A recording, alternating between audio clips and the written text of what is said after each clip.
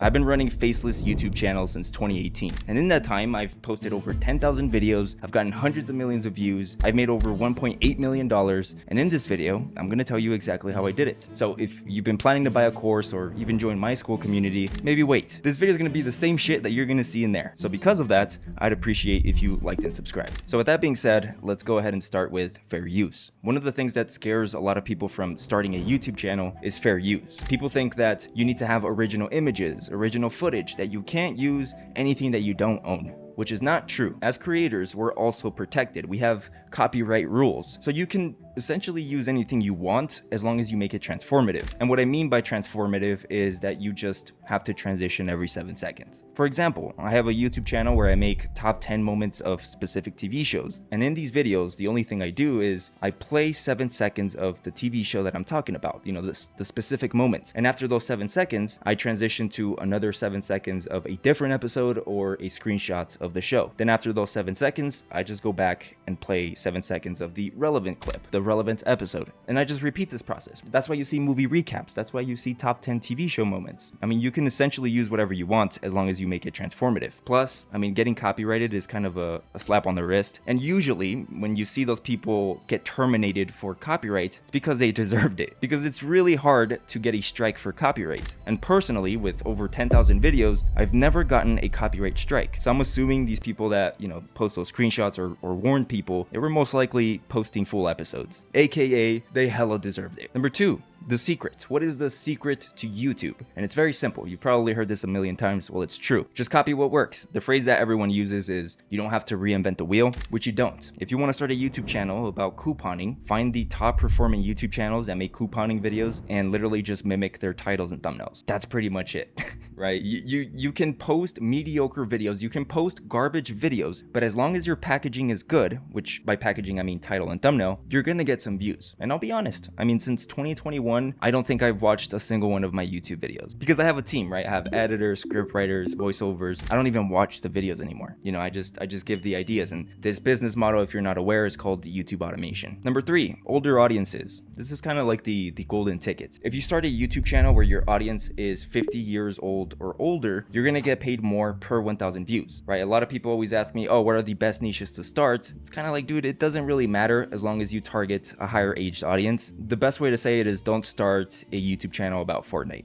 As long as you don't do that, you will be fine. But yeah, older audiences are the best. They're the easiest to entertain. You don't have to be so skilled with Photoshop when creating thumbnails. Your videos don't have to be that entertaining, and it pays really good. I'm talking about like 10 plus RPM, which means $10 per 1,000 views. Now for reference, my celebrity news YouTube channels, this is where I talked about rappers, actors, literally everything. The RPM there was typically $6 to $7. It just depended who the celebrity was that I was talking about. But a $10 RPM minimum for older age audiences is really good. The next thing, and this is for people that are starting out or people that are currently in the trenches, get a good editor, man.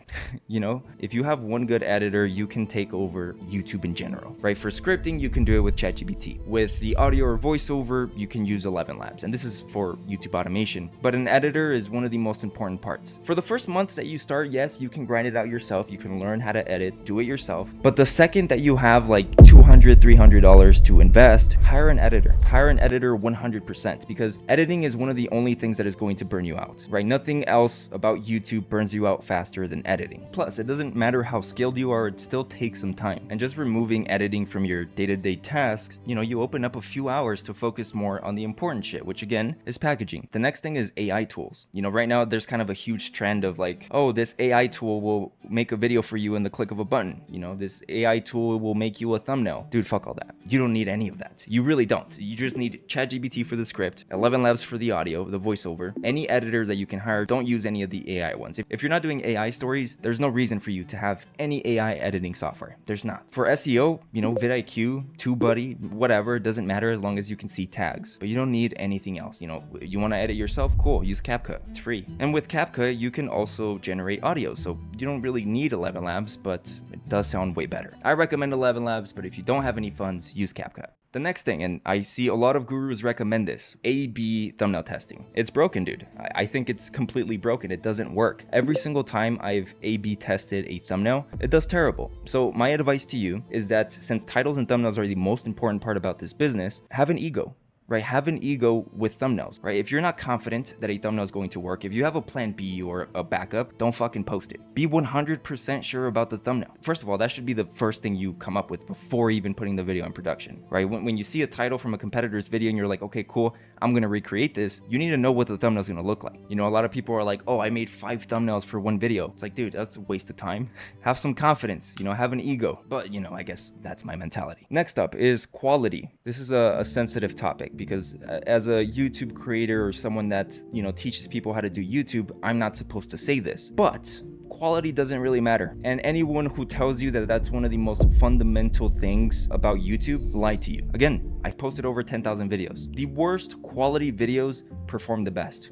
And that's true. I don't know why. Like in my school community, I share some of my channels. I share how I made these videos and people don't believe it. They're like, there's no way people watch that, which I agree. I don't understand, but it also depends on the niche. If you're going into something, you know, like animation or something that requires heavy editing, then no shit. You need to have good edited videos, right? But 90% of the niches out there on YouTube, you don't need that. You know, I've done kids animation channels where each video cost me like $1,200. I think I did a test of 10 videos, lost like $12,000. Never doing it again. I did a history documentary style of videos. That was about $600 per video. Never doing it again. Now moving on to another very common question, and that is, what niche should I go into? It's not really an answer for this. It's mainly like, how much time do you have? If you want to make money fast on YouTube and you have time, you can work on YouTube every single day, I would do anything that revolves around trends, which would be celebrity news, WNBA, UFC news, you know, anything news. But if you don't have time and you can't work on YouTube every single day, do something evergreen. You know, this would be top 10s,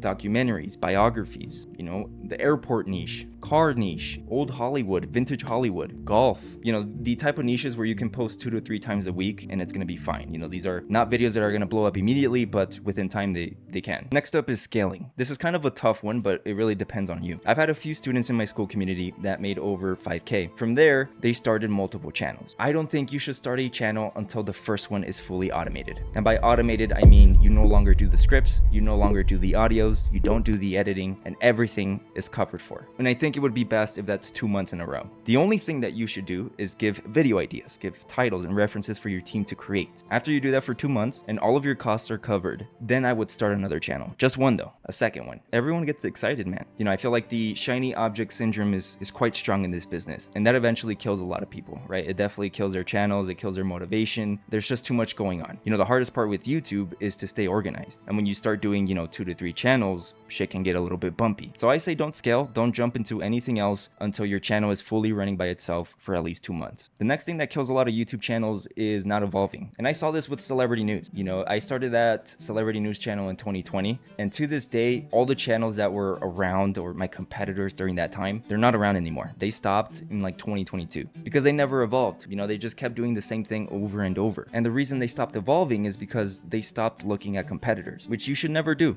You always need to be checking what competitors are doing. Not even just competitors in your niche, but I'm talking about in every single niche. If you notice, when a niche changes on YouTube, it doesn't make something original, it just takes from another niche. For example, titles and thumbnails. If I'm in the car niche, I can take like vintage Hollywood thumbnail styles and implement it into the car niche. And that works. That's what's happening now, actually. All of those YouTube channels that you see with the exclusive bar at the bottom, that came from celebrity news. Now you see it everywhere. You see it in vintage Hollywood, you see it in cars, you see it in economy, and that's how those niches evolved. Eventually, the exclusive bar is going to disappear and that's not going to be a thing anymore. You just have to make sure that you're looking at what everyone else is doing. The next thing is, how do you know if a niche is good? The rule of thumb is that you need to find at least 3 competitors that are getting 1 million views per 28 days. If you find that, then it's probably a good niche to hop into. How do you consistently get views? I don't know if I'm going to use the right word for this, but stereotype.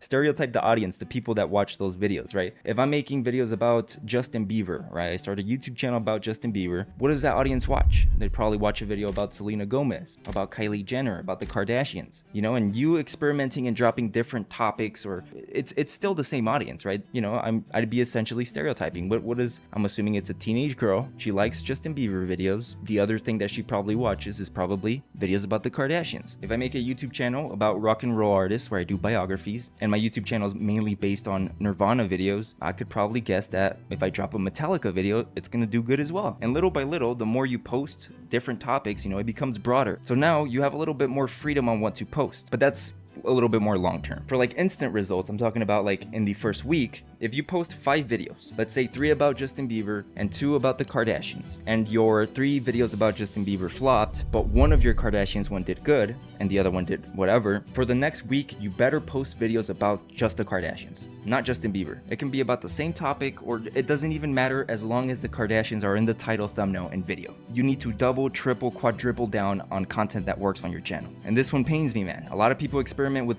different topics and it's like, yo, niche down, bro. I guess that's kind of the sauce to make a YouTube channel pop off fast, is to just double, triple down on what's already working. Whatever topic is the best performing thing on your channel, literally just post that. And you're like, oh damn, I don't have any ideas for it, dude. You know, ask ChatGPT, what else could we talk about? And just post a video. It doesn't matter. You gotta do something though. The next thing is some niches don't work for faceless content, or not long term, right? Or nothing too crazy. For example, the streamer niche. You know, videos that talk about top 10 moments about streamers. That's relatively slow. And usually the channels that do really, really good with that do not use 11 Labs. You can tell it's a real person talking with real insights, with real humor. And some of those are just kind of like, yeah, I mean, it's faceless YouTube channels, but it's not automation. So it's something to think about. Something else that would be tough is kind of like making videos about real estate. I feel like the audience would rather watch someone's face behind the camera as opposed to completely faceless. Next thing is, of course, consistency beats talent and beats quality all day long. Here's another thing you should keep in mind, and it kind of goes back to the editing, but you can post absolute dog shit and still make it with YouTube. And you can do this as long as you stay consistent. Consistency doesn't just beat talent, it also beats quality. Next up,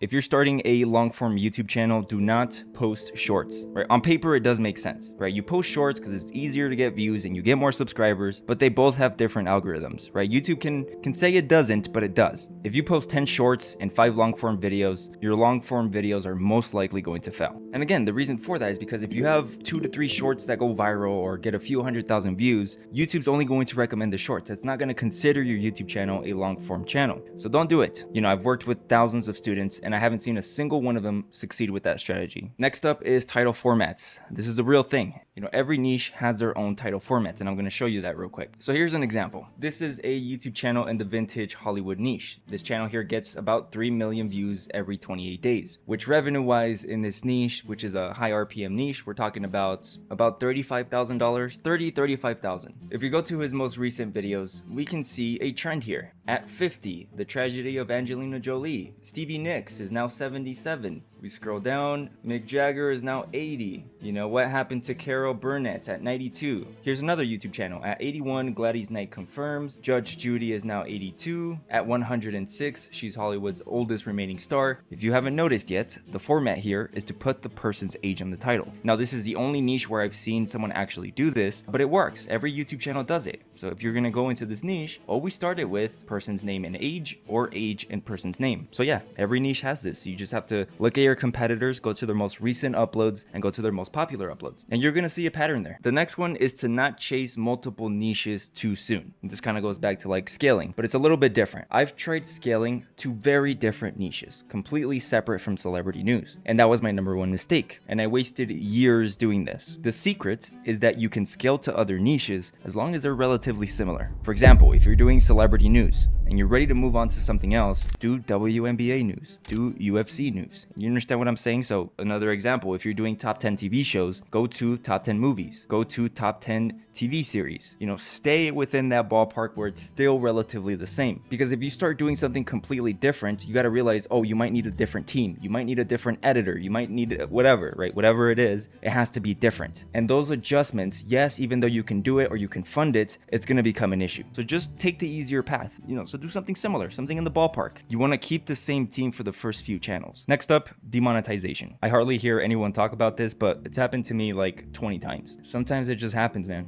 You know, the most common one is getting hit with reuse content. Usually with an appeal, just showing them the process of how you create the videos. You should usually win it. It's just part of the game. It's not the end of the world. It's not the end of your YouTube automation career. It just happens. And usually when that happens, if you appeal and you lose, get a different email, get a different phone number for it, and then start again. While of course you wait the 90 days, because if you lose an appeal, you have to wait 90 days until you can start posting again or apply for monetization. YouTube support just sucks. Because I've lost some demonetization appeals because I've been hit with reused content before on something that, you know, it made no sense. Now let's talk about outsourcing. One thing that you should not outsource, at least for the first year or two. That is thumbnails. You know, this entire video I've been talking about how important thumbnails are. You should learn how to do them yourself. You know, you can outsource the scripting, you can outsource the person who generates the audios with 11 Labs, you can outsource the editing, but don't outsource the thumbnails. Not yet, not anytime soon. That would be your biggest mistake. You gotta learn it, man. You gotta learn how to make thumbnails. It's the most important part. Now, how do you know if your channel's going to work or that you're gonna go viral? Easy. It's not views, it's not watch time, it's not CTR, it's impressions. How many impressions do you have? Let's say if you post 15 videos in 28 days, if you've gotten over 100,000 impressions,